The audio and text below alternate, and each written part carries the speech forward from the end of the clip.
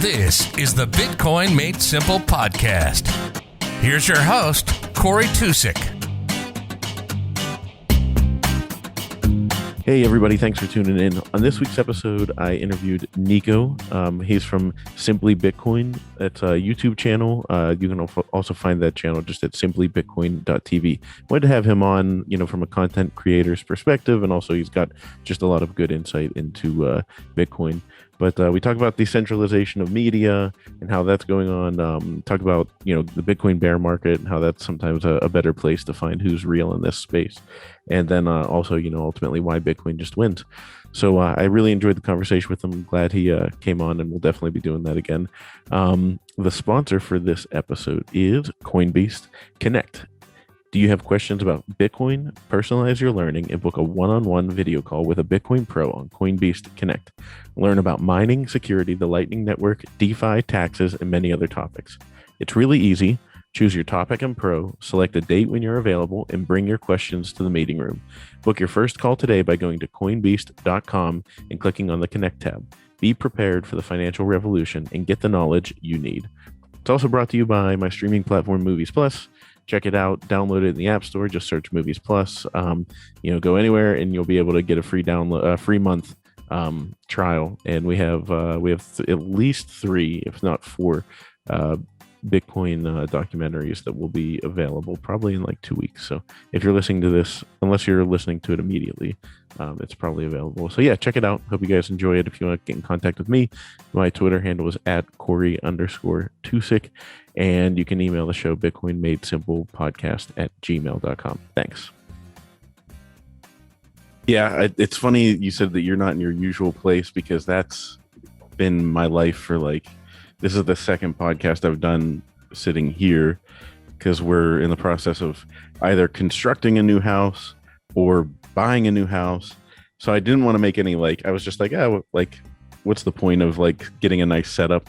So I was always doing the podcasts on like at the dining room table or on the back porch. So it was whenever it was time to do a podcast, it was everybody daddy's got to do a podcast, get downstairs, all that stuff. So I'm used to it at this point, being able to adapt to different environments.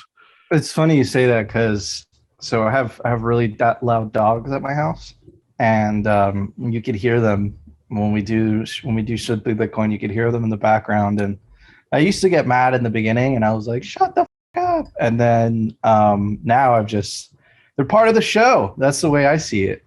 Yeah. No, that's for me. I mean, my dog will bark, but not as much. But yeah, the kids will one time they crashed, they came upstairs. My wife was doing laundry, and they just came up and were walking towards the camera, and I was off camera, no, just stay there. And they just walked right up. I'm all right, let's do this. It happens, dude. I'm how long have you been doing this? I started in February. Yeah. So I've been in content creation for a bit over 2 years now. And dude, there's something called Murphy's Law, where anything that can go wrong will go, anything that can go wrong will go wrong. And man, is that law ridiculously accurate. And it's just every single thing, any single problem that you could think of will probably happen to you at least once. So It's just normal, dude. But, one of the awesome parts about content creation, if you compare it to, the old way of content creation, which was, with the studio, and you had to, there was these gatekeepers, so to speak. Now content creation is way different. Anybody with a microphone could essentially become a broadcaster, right? Yeah. And what was the point of me saying that? So before, content creation was extremely produced, extremely perfected, right?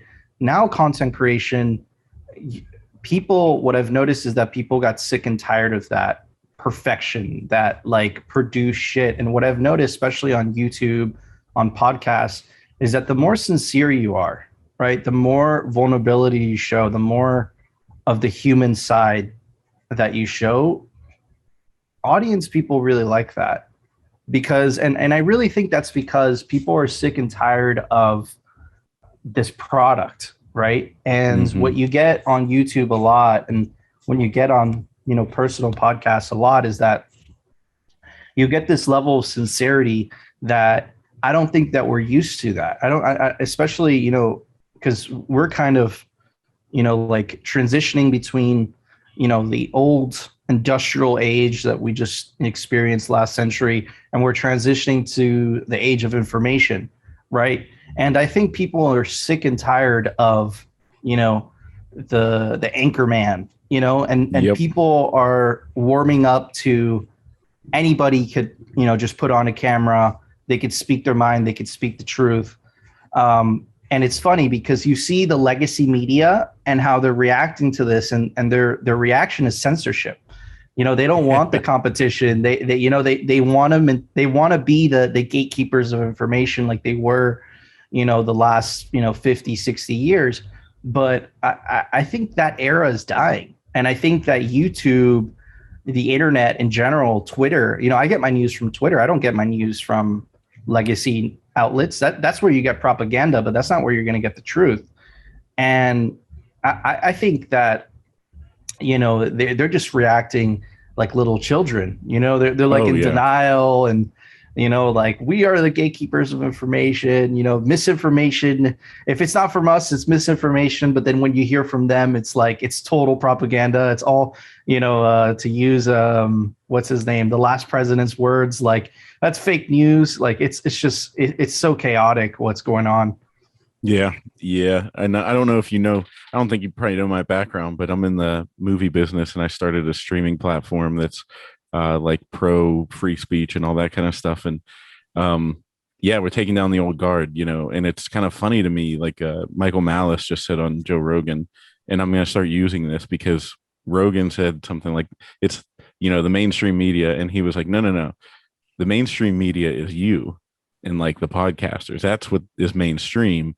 The other one is what we used to call the mainstream media is now the corporate media. And it's becoming evident, this is corporate media. It's corporate propaganda. It's, I'm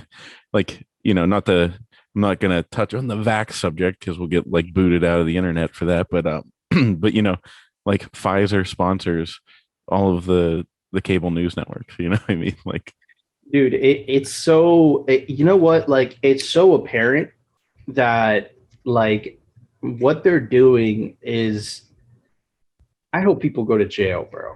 Like, what they're doing is just, it's so dangerous. It's so insincere. They don't even practice what they preach. And it's like, what are they selling? Whose agenda are they selling? Because it's really selling an agenda. And, the recent occurrence that comes to mind is when Joe Rogan invited the guy from CNN onto his channel. And he asked him point blank, like, why did you lie about me? And the guy on Joe Rogan said, we shouldn't have done that. But then when he goes back on CNN, he stands by what CNN had to say. And it's like that is just such garbage, And it's like, but I think that people are waking up. All their ratings just plummeted. I know that Fox News is doing well, right? But I think that's normal because they're the opposition party, the conservatives. They're the only one. Yeah, exactly. So, and I see Tucker Carlson from here and there, and I do like his reporting. He definitely can't say what you would say on a podcast, but at the same time, he tells a lot more truth than MSNBC, CNN, and whatever, because all they're doing is just selling like fear and hate, and I think that, I don't think that's good. I don't think that's good for anybody. And it just creates, this population in this country that are absolutely petrified of something they can't see, they can't touch. And listen, I live in Florida, dude. Okay. Mm-hmm. And Florida's been open for months now. Everyone's happy. Everyone's going out. Everyone's going to restaurants. And if you look at the case rate, Florida is actually one of the lowest per state. So that kind of breaks the whole narrative, right, that they've been trying to pitch. So this narrative that, lockdowns are useful, lockdowns do this, but it's like you really have two governors, Texas and Florida, where they're getting berated by the mainstream media, but the narrative of lockdown and fear and hate isn't producing better results. So at what point, and I don't think they'll ever do this, but it's like, how many jobs those people have cost? Like, how many like casualties of like this whole all the extensive damage that's done by it, like that we'll never know for decades, probably. No, and I think that when this comes out, like when the truth comes out of like what's really going on, I think people are going to be very upset because it like this is such a crime, dude. Like to at such a length that I don't think people understand. Like like it's funny because the Bitcoiners know, right? The Bitcoiners are awake, and I really think that has to do with Bitcoin itself, because Bitcoin itself is anchored to the truth by proof of work, right? So if you're denominating in Bitcoin, what I've tended to notice is that it really changes, the old age adage, you don't change Bitcoin, Bitcoin changes you. And it really kind of wires your brain a little bit. It pulls you out of the matrix. And all of a sudden, the truth is very important to you. But it's not because, like, you're just looking out for your interest, and by looking out for your own interest, the truth all of a sudden becomes important. And if you compare that to the fiat world, right? In the fiat world, lies are rewarded.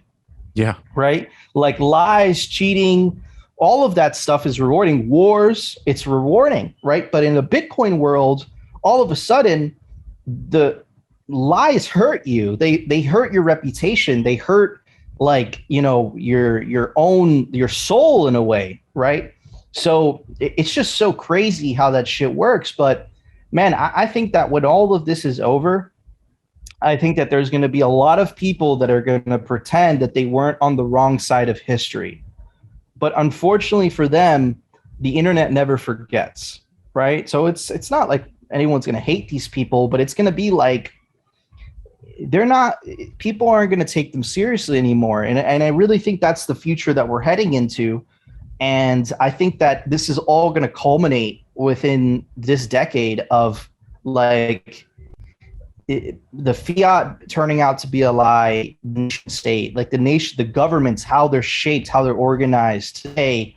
I don't think that there'll be a thing 10, 15, 20 years from now, right? They have way too much power.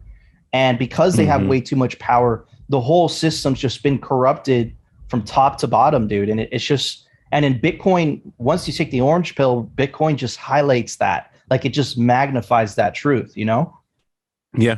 Yeah. It's, it's just one of those things that makes you, I think truth seekers are drawn to it. But then as you start to peel back the layers of the onion, you just keep going, whoa, like, what about the truth over here? What's the truth here? It's crazy to think about, but I do agree. I think that the governments as they exist now are going to be, it's not going to exist like this in the future. So what's your Bitcoin story? How did you get into Bitcoin and how did that start? That's a really good question. So I got into Bitcoin in 2016. I was going through like a very rough patch in my life, and my cousin, he came to visit me, and I was living at my friend's apartment at the time, and he just came to visit. We were sitting out on the balcony. I'll never forget. And he's like, "Have you ever heard of Bitcoin and and all the shit coins?" And of course I've heard of it at the time, but I never really took it seriously. But I was at such a desperate moment in my life that I was just willing to grab onto anything. And he kind of exposed me to this idea of Bitcoin mining, and I got fascinated by it. And I quit my job not too long after, and I moved to Venezuela to move with my uncle. And I essentially told him, like, look, teach me everything I need to know about Bitcoin mining, and I'll work for you for free. And that's what I did. And there I kind of built up, I built up my hosting business. I put a lot of money in Bitcoin. And yeah, man, like I just kept working. I got some clients from his, and Venezuela started getting a little sketchy in terms of mining yourself. So I had to relocate to South Carolina, and I brought some of his clients with me. And yeah, man, the rest is history. I was lucky enough to go full time in Bitcoin since really like mid early 2019. And yeah, man, it's been a hell of a journey, and yeah, I dedicate my life now to teaching, educating people, and really making Bitcoin content. And I'm trying to, really help this revolution take place. That's awesome. So you do, I'm sorry. So you got into Bitcoin 2016, and you moved to Venezuela. I'm trying to think, when did the hyperinflation really where was it at whenever you moved there? So it was happening, but the country wasn't dollarized yet. And there is a really interesting thing that happens there, is that there is a black market rate and there is a official rate. And what happens is that the official rate, it makes the cost of electricity competitive. But the black market rate, which is the rate that the actual currency is worth, really made the electricity virtually free. So there was a moment in time, a moment in history, where the electricity was essentially free, dude. It was pennies on the dollar, like literally, fractions of a penny on the dollar, to say it correctly. And but that only happened for so long, until really what happened first is that the government, or people that worked for the government, what they started to realize is like, hey, look, I could seize these machines and mine by myself.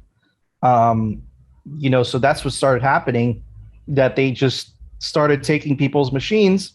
They would go home and plug it in themselves. And that was a lot of money, because you have to understand something, that, the average wage in Venezuela is like, it's like $100 or $200, and it's less than that, actually. So it's like, you have one Bitcoin miner, it's making you a fortune every day in Bitcoin, right? It's even better than the shitty currency. So it created this weird kind of situation / opportunity, and I just happened to be at the right place at the right time. Nice. So then, how did that get you into doing Simply Bitcoin TV? What do you mean? Well, at what point did you start doing that? When was your first show? And like, when was your first show, but how did the show come together? Like, what was the origins of it, and all that kind of stuff? Oh, that's a great question. So I kind of touched upon this too when I spoke at the conference. So there's a lot of shitcoin channels on YouTube right now. Oh, yeah. They're filled with them, and what they do is they sell a lot of hopium. So essentially what that means is, look at it this way. You go to all these channels, and the guy has the traditional like mouth open. Yeah. Oh yeah. They're all and they say something in the title like, you click this and you'll be the next millionaire, and stuff like that. And that's really, they really sell this, I would say, false hope of, like, if I buy this coin, I'll become this wealthy, and et cetera, et cetera. And what what I thought is like, why don't you just get rid of the hopium? You get rid of, the clickbait, and just maintain the attractive thumbnail and maintain the attractive title, but just don't make it about price. Just focus on the signal, just focus on Bitcoin. And and kind of make a YouTube show so that like there is kind of like a Bitcoin YouTube show, right? Because before there really was none. There was like Bitcoin podcasts, there was Bitcoin tutorials, there was like Bitcoin channels, but there wasn't really like a Bitcoin YouTube show. So, I found fellow Bitcoiner, and he had a pretty successful podcast at the time. And I said, hey, why don't we do this? He agreed. And then we just started making videos every day. And, eventually you just figure it out. Like that's just how it works, YouTube. And that's exactly what we did, man. And the rest is history. Yeah, I was gonna say, your thumbnails, I gotta give you credit because none of them. I mean, I think somebody could have even been you. Somebody shared. Pomp had one recently where it was like the thumbnail of him, like, like shocked face, like, and yeah, it's easy to fall down that rabbit hole, but you guys do a good job with your thumbnails of keeping them, I mean, they catch your eye, and that's part of the game. You have to be able to draw people in that way. Um, we'll have to. I mean, we could talk about it now, or we'll talk about it afterwards. But I want to offer free content on our streaming platform. It's called Movies Plus, and we want to have like a free section. So yeah, we'll talk about that afterwards because I think there's a way we could host and monetize it for you guys in a different way, but bring it to a new audience. But okay, so how do you do a daily show? Because I have a hard time. I mean, I could talk about Bitcoin all the time. I guess it's easier for you because you guys are just talking about Bitcoin, what's happening that day. So you're like, as we've seen, Bitcoin just serves up new topics constantly. Yeah. So if you kind of look at what all these people do, like all the traditional news guys like Tucker, Rachel Maddow, and whatever, you have to understand that all these people, what they're doing is they're creating a story, right? A narrative. And people, the way that they see the world is through a story, through a narrative, right? Mm-hmm. So all we're doing is we're telling the news that was already told that day, but we're just telling it from the perspective of Bitcoiners. So what that does is, if you're a Bitcoiner and you're seeing all the clown world right now, you're seeing all the chaos, it's really hard to kind of make sense of it, because what you're doing is that you're getting your news from people that are not seeing it from the Bitcoiners' perspective, but we are, right? So that's all we're doing. And it's really like, in terms of work, it takes about 5 hours per video. In terms of content, in terms of what to talk about, we never run out what to talk about, because there's always something. There's always a story, there's always whatever, and you could tie it into Bitcoin so easily. So it's really not that difficult. There is some days that the news is slow, but because of how our show is formatted, what we do is we just pivot to we'll focus more on the meme that day, or we'll focus more on the fail. But I wouldn't say it's hard to come up with source material. Yeah, no.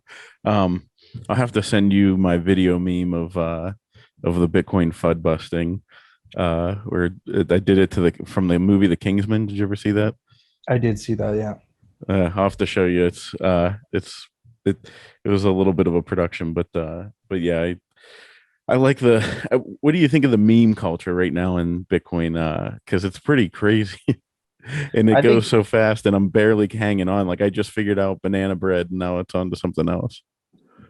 I think memes are just so important. We're experiencing, I think that the nuclear weapon really made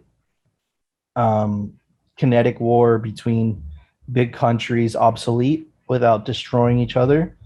So now we're kind of experiencing, humanity as a whole, a new type of warfare, which is really information warfare. It's really a war for your mind. And memes are just so important because they're a way to transfer information extremely quickly. And memes are really only funny if they're based on truth. If they're not based on truth, then you're going to have actually a hard time understanding them.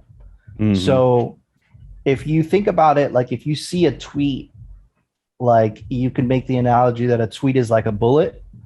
A meme is like artillery in this war that we're fighting. And if you look at every single tweet from the establishment, whether it's the Bank of International Settlements, whether it's the Euro Central Bank, any of that, what you'll see in the comment section is a bunch of memes telling the truth. And sometimes those memes actually have better engagement than the original content. So all it takes is just one curious person seeing that bank from the European Union, and they scroll down below and you see a bunch of Bitcoin memes, and all it takes is that curiosity for you to be like, what is this Bitcoin, right? And then they go down the rabbit hole, right? So we have them so on their back foot, they can't even deal with this. They can't even process it fast enough that, they think it's a joke, they think it's this. But here's the difference between the fiat world and the Bitcoin world is that in the fiat world, you need to wear a suit. You have this sense of elitism because that's how you gain people's trust, right? In a Bitcoin world, Bitcoin does all the heavy lifting. So it doesn't matter whether you wore a hoodie or whether you have, a mutt pocket or a Muppet as your avatar on Twitter. That's irrelevant. What people are going to care about, especially this is internet culture as a whole, is whether you're providing value. We don't care about your age. We don't care about your credentials. We don't care about whether you went to school or not. It's a very simple question. Are you providing value? Yes or no? Right? So that's a big change from the fiat establishment, which is like, this is my degree, this is where I went to school, this is that, you could trust me. That system obviously hasn't worked out very well. The new system takes that elitism and it throws it out the window, right? And it says, look, are you here to help Bitcoin? Or are you here not to help Bitcoin, right? And that's where kind of memes fall into the puzzle, right? And because it's a way of ridiculing your opponent, and because it's true, it's funny, right? And what are they going to do? Are they going to start coming up with memes themselves? They can't come up with memes because we know they're a joke. Like, we know their shit is based on lies. So the only thing they really have to hide behind is their legacy and their suits and their towers.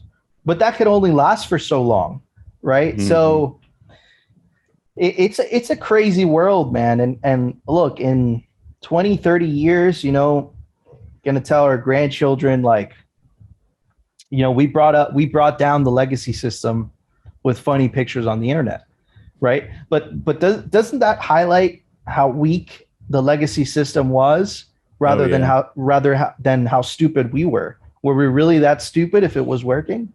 Just a thought. Yeah. No, it's interesting because if you control the memes, you can control the narrative.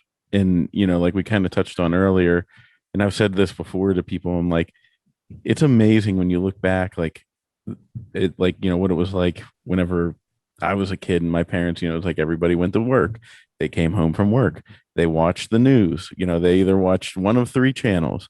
They watched the nightly news, and the nightly news said, this is what happened. You should feel this way. And then everybody said, okay, thank you. And then they, ate their food, watched a little bit at late night, and then went to bed and came out. Like the message was so controlled. So it's like, there's no surprise to me that they're just flipping out. And like you said, acting like children. And I keep picturing just like a child flailing. Yes. Like, that's what I see the reaction as. So what do you think the media, like, they've obviously been trying to censor. I'm trying to work against that anti-censorship, but What do you think is going to happen here with, you know, you have Facebook in the metaverse? My God, hello Matrix, and what do you think we're going to be looking at over the next 5 to 10 years as they lose the battle to control the message? It's going to get worse for them.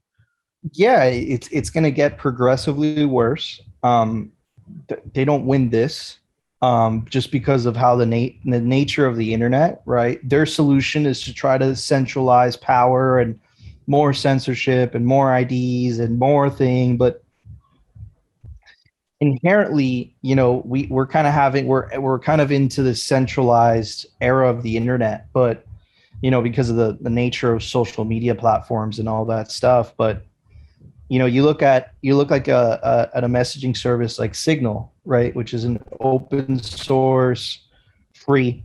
They don't make a profit; it's a non-for-profit, right? So, and you see how effectively Signal works, and it works just as well. I would say even better than WhatsApp. I actually like the user interface better. So, what's the reason to have a for-profit company behind some of these services, right? And I'm really bullish on Jack Dorsey, and I know a lot of people hate on him because Twitter censors a lot of people, and I actually have a theory about that. I think that Twitter has grown to such a size that it's no longer controlled by any single entity. I think that Jack's hands are tied. I think that it's just got into such a size that he can't do anything about it. And if you look at Facebook, same story. And I think that they've been captured by, I don't want to say the deep state, but I would say the bureaucratic state. The bureaucrats that stay in power regardless of who gets elected. And I think that social media platforms have been captured by that side. And essentially there's like kind of this cooperation between that side and the social media platforms. And essentially they want them at whatever cost, they want that part of the government to survive no matter what. Mm-hmm. And I think that that's where a lot of this censorship stems from. I don't think that it stems from a political point of view. I think that political point of view happens to be the most convenient for them at the time, right? Mm-hmm. So, but in the process of them playing this card, what I think they realize, maybe they know it now, which is why they're reacting even more aggressively, is that they've exposed themselves in the process for everyone to see, right? Mm-hmm. So, and I actually tweeted about this months ago. I said, once you start censoring, it's such a slippery slope because it always ends the same way. And I'll give you a great example. If you want to know how censorship ends, right? Look at the United States, right? Look at, before it got, all corrupted and shit, before the Federal Reserve, before all of the, 3-letter agencies, all of that shit. But if you look back to the founding and you look at, the First Amendment of the U.S. Constitution, it literally says freedom of speech, right? Why do you think it says that? Why did they say that and not, some speech, yeah, right? Mm-hmm. Clearly, right? Because they were sick and tired of being censored. And if censorship worked, America wouldn't be a thing, right? Yeah. Because if it was so effective, right? So censorship really only works when you have run out of arguments to counter the person that you're debating. You can't counter their narrative anymore. So what you rely is, let's just not let them talk. Because if we don't let them talk, then the other people won't have anything to say. And I want to tie this in with what happened with Trump, right? Again, I'm super apolitical, dude. I'm a Bitcoiner. I don't lean left. Right there with you. I don't lean left or right. I don't buy into the fiat parties, right? But I think it's a really good example with what happened with Trump, because essentially Trump was circumventing them and going around the gatekeepers of information through his Twitter account, right? Mm-hmm. So they would set up an official narrative and Trump would just go around that. And he just kept going around that. And he was very effective at it, right? And when they finally took him off Twitter, they made a bet like, okay, we deplatformed this guy, and to a large extent they did.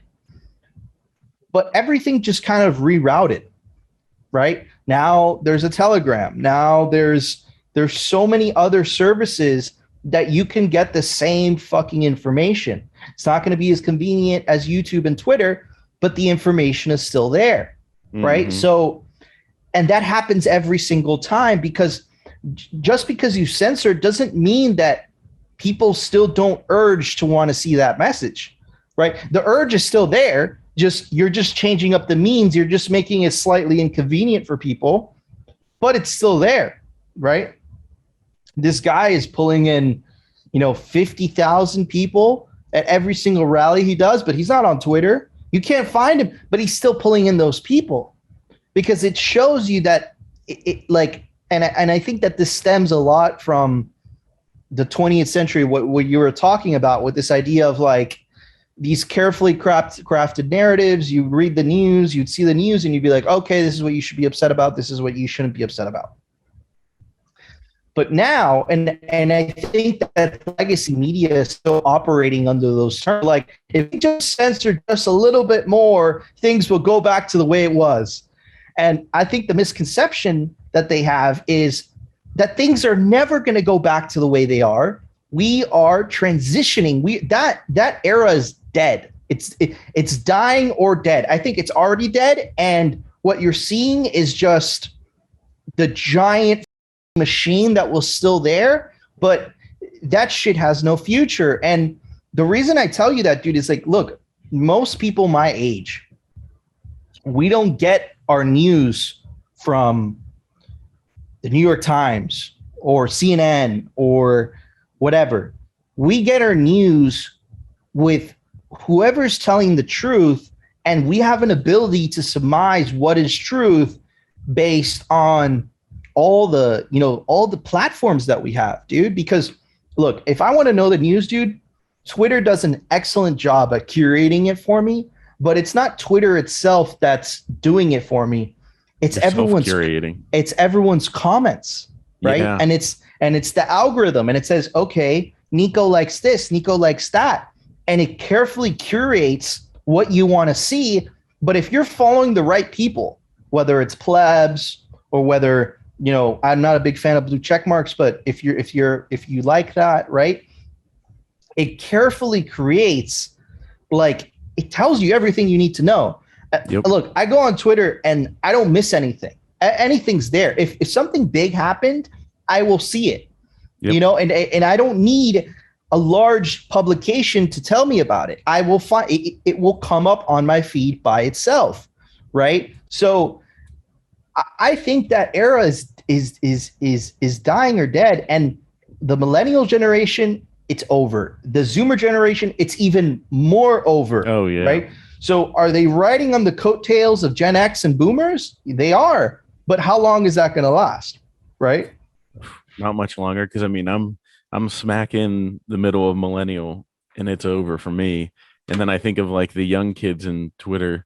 I don't know how old you are, but like, you look at like the Dylan LeClaire's and Will Clementes, and I'm like, geez, like these kids will never ever turn on like a cable TV box. Like that doesn't make sense to them. They'll never get their information from a newspaper. Like they'll never go to the store. They'll never buy it online. It's insane, and it is over. And that's, I mean, that's why I've been like pushing for, because I mean, we're like my platform. I'm not shilling my own platform here, but I'm just giving you a background on it. Is that I properly shill it at the beginning of the podcast. Let's put it that way. The narrative, like the woke, like cancel culture, all that bullshit where it's like, no, like this is over. This isn't how it works anymore. You don't control who gets to have a voice, and I get pushback from people in my personal life that are like, but what if it's a bad message? And I'm like, it's not my responsibility to take it away. And it's up to you, the user, to determine what is right and what is wrong. And like you said, having the comments, like that's the perfect example you made. You see a mainstream or a corporate media headline on a Twitter post, and you just go underneath, and it's just memes of them just getting trolled. And that's where the truth really lies. They might even outright say the words. It's just the truth is there in the meme. So I mean, Elon, he said that a couple months ago, right? Like he said something like, "Whoever controls the meme controls the message," or something like that. And I think is Greg Zadge the first chief meme officer in the history of the world? Because I think that's his actual title at Strike. Yeah, Greg's a good dude. What they did with the laser eyes, was just so freaking cool. And I go back. So I'm really class of 2016, but really where you, in my opinion, where you pay your stripes is through the bear market. And I got close to all those dudes during the bear market, right? So all of those meme lords, how they call themselves, or the meme factory, it doesn't exist, all that, all that stuff. But that essentially was there during the bear market, and that's when they were memeing. And then, when the bull market's when everyone and their mother jumps on. But, it's really like, were they there for the right reasons? And most importantly, do they get it? Right? Because you can only really make a funny, effective meme if you get it, right? And Greg gets it, and he's killing it, man. And I'll give you a little sneak peek, but I can't right now. But anyway, I'll just say this: we might be doing something with the Meme Factory and Simply Bitcoin. We might be doing a very big collab, not on the show, but something different, something special. And yeah, let's see in the next couple months. Well, dude, then I gotta talk to you about my animated show, The Citadel. Oh yeah, cool. Yeah, it's gonna be an original on our platform. Okay, cool. And it's basically a citadel that all the Bitcoiners, the world has moved to a world reserve currency of Bitcoin, and so they all like move to a citadel. And there's this normie going home from work and sees he's hates his job and everything, and he hears like the music playing from the you got to pump it up song, and he looks over and sees like disco lights coming out of the citadel, and he goes in and gets orange pilled, starts dancing, has a good time, goes home, like puts his house up for sale, like they literally give him an orange pill and he takes it, and then he's like, oh, this is awesome. And yeah, then he sells his house, moves his wife and kids, they go in, buy a house in the citadel, and then when he goes into his house, he trips and falls and spits the orange pill out. So then like the main character and his family are these normies that live in the citadel and you can't escape. So like they're surrounded by everybody that's orange pilled. We'll have like every character in there. Like you can be a character in there. Like anyone that's a character on Twitter, Bitcoin anywhere. Yeah, we'll have to talk about that because that's something that the Meme Factory, I think, is going to have to probably be a part of that, because they'd have to at least be consultants, because like you said, you have to get it. That's the hardest part. I could go, if I wanted to just make an animated show, I could just go hire people. But how long when did you get into Bitcoin? So I bought my first Bitcoin March 2020. Okay, so you're still paying your dues, my friend. Oh, yeah. I know. I've been telling Guy Swan, I said, I wish that I could. I'm trying to earn my bear market badge. I got a long way to go. So that's what and I'm also really hesitant to put my voice out there. I like partaking in the conversation, but I say to people all the time, I'm like, the show's called Bitcoin Made Simple, not because I'm doing it. It's because I'm interviewing people that do that for me. I'm learning in public. but yeah, I mean, as far as the concept goes, I was all in on Bitcoin, but I owned one ETH through last year, and then I kind of realized how gross that was. And I think what it helped me do was I transitioned out of a fiat mindset, Good. And because so that's the key, man. It's like because one of the worst catchings I feel like of shit coins is people get caught up into this where they're more focused on the fiat gains, right? So you hold ETH and it's like, oh, I'm up like 20 times this year or whatnot, but it's like what you don't realize is like in Bitcoin terms you're probably down, right? So it's stuff like that, man, that like I think that's one of the hardest lessons, and I think that the bear market is like just so effective at teaching you that stuff. yeah, yeah, I'm looking forward to a bear market. I'm like worried that we won't get one, because you know, it I want to be properly initiated and all that good stuff. But yeah, it's because I think it would be more fun then, and I'd actually be more educational. Right now, it's just like there's so much emotion on Twitter. Like I don't know what a bear market Twitter is like, because back in 2018, I was just like I was a lurker and I was paying attention and reading and doing some research, which is probably a good time to do that. Um, but then I lurked and lurked and lurked too long. I should have aped in then, but here we are. Uh, and yeah, that's what like and my listeners know this at this point. Is that I say as far as Bitcoin's concerned, I'm pretty smooth brained. I'm just sitting here trying to learn from others. So you say the bear market is the best time to build the community, you think? Like, is that, I mean, you're kind of, no, So you weren't saying that, but I'm saying, do you think that is based on what you're saying? So Bitcoiners have a saying, and I think a lot of us agree, where we like the bear market more. And the reason for that is that's really where you make your real friends, and that's really who stays. And it's really easy to be a Bitcoiner in a bull market. Oh Okay, yeah. it's so easy, but only the people that truly believe in Bitcoin and are really in it for the freedom and the sovereignty, and they're not in it for the fiat gains, really stay, right? And that's really when you start to have like a stomach of steel, because things start to not matter to you anymore. You look at your portfolio, it's whatever, relative to your life, it's down, I don't know how much money in fiat terms, and you're looking at it, and that's really where it tests you. It really tests, like, do you really believe in this? And and the people that get it, the people that understand, they stay. And then the people that don't understand, they leave, they sell.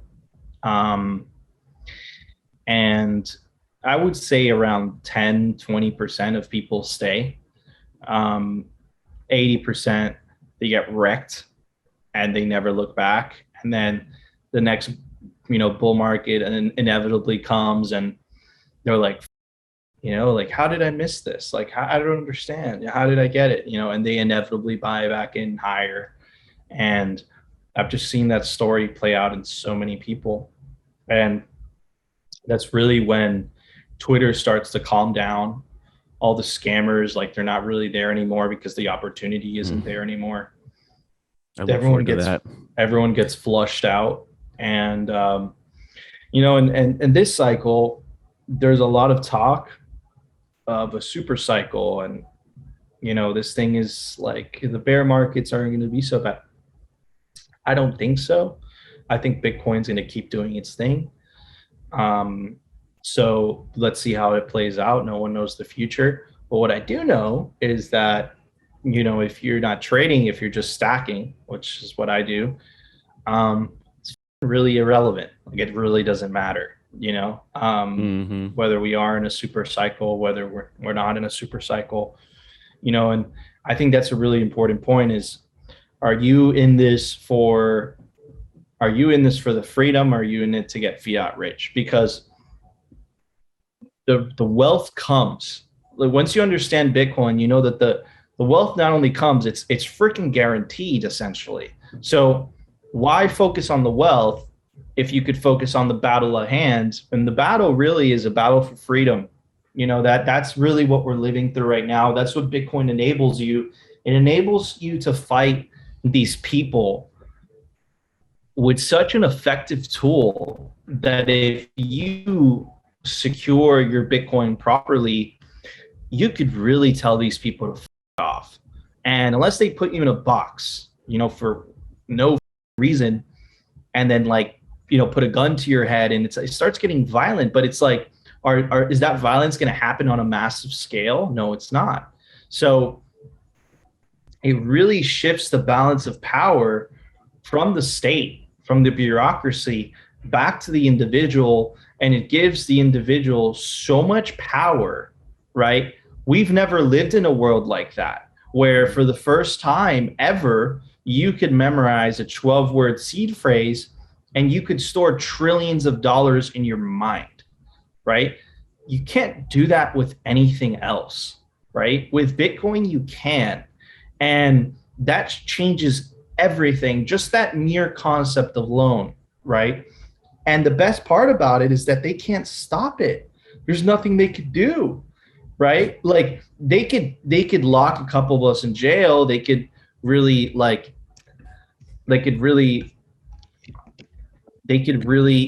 our lives miserable for a lot of us, right? But they can't do it for all of us, right? And that's the difference there. And I think that Bitcoin plus the internet, because they've really done, the internet really got the foot in the door. It really disintermediated the information, right? Mm-hmm. And now Bitcoin at the same time is currently disintermediating the money, right? So you're disintermediating the information and you're disintermediating the money at the same time. It's created all of this chaos, right? Where you have the old world, you have the new world, and they're just clashing like that. And it's funny to see the old world try to cope. And their way of coping is to centralize power even more, because they think that in doing so, they'll be able to control this beast. But that just tells me that they don't understand the internet. You don't control the internet, right? You don't control Bitcoin. Bitcoin changes you, but you don't control it. It does whatever it wants. You own Bitcoin and you don't own Bitcoin, right? You are Satoshi, but you're not Satoshi, right? And I think that it really exposes the psychopaths on both sides of the aisle, the left and the right, that are really totalitarian. And they're anti-human, right? They're not about the freedom of mankind. They're not about, the pursuit of happiness, private property. They're about themselves and enriching themselves no matter what the cost. And Bitcoin just throws a wrench in there, and the internet just throws a wrench in there, and they short circuit. They don't know how to do it. They're like, oh, what do you mean I have to give up power? What do you mean? Allow people to transact freely and openly? What the is that about, right? So is this a perfect fix? Does this mean that governments aren't going to figure it out one day? No, of course they are. But I think that it definitely buys us a couple decades of freedom, right? A couple decades of sovereignty. And I don't know how they're going to solve this problem, but it's a major problem for them. It's a major problem for the systems, the legacy systems. And my bet is the internet wins. It's won on it. The internet has won on everything. Okay, so do I think that the internet is going to lose in the money game? No, of course I don't. The internet's going to win on that too. So it's just really interesting to see how these things are going to play out.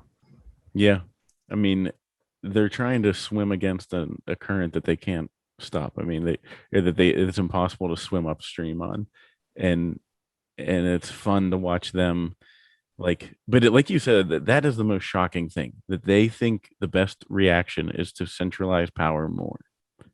Like, Yes. do you think Bitcoin will ever be made illegal in the United States?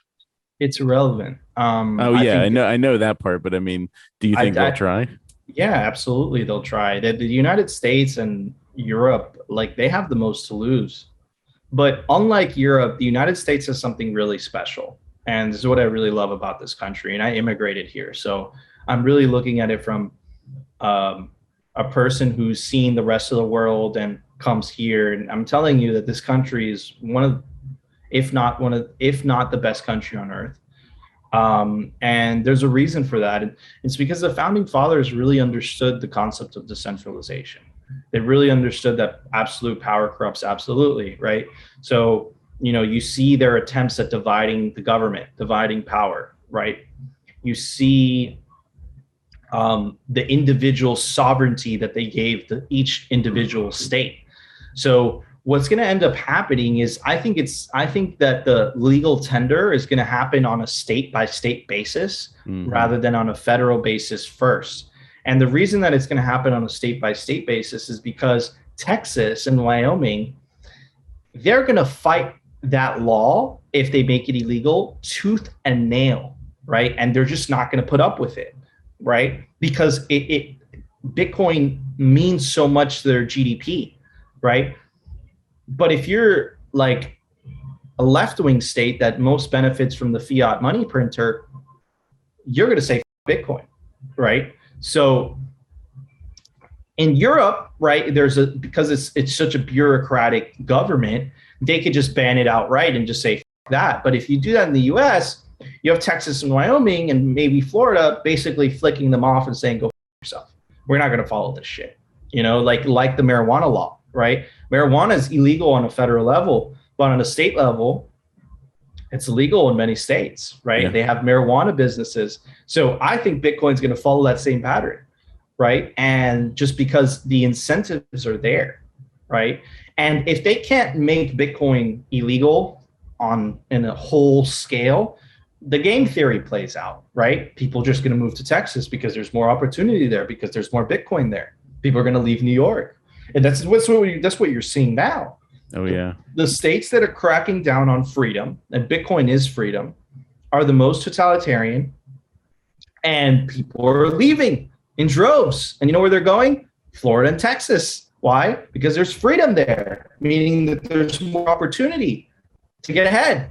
So Bitcoin just plays into that so perfectly. So yeah, I definitely see, dude, when Bitcoin gets to a $10 trillion market cap or $15 trillion market cap, that's when all hell breaks loose. That's when, like 10x remember, here.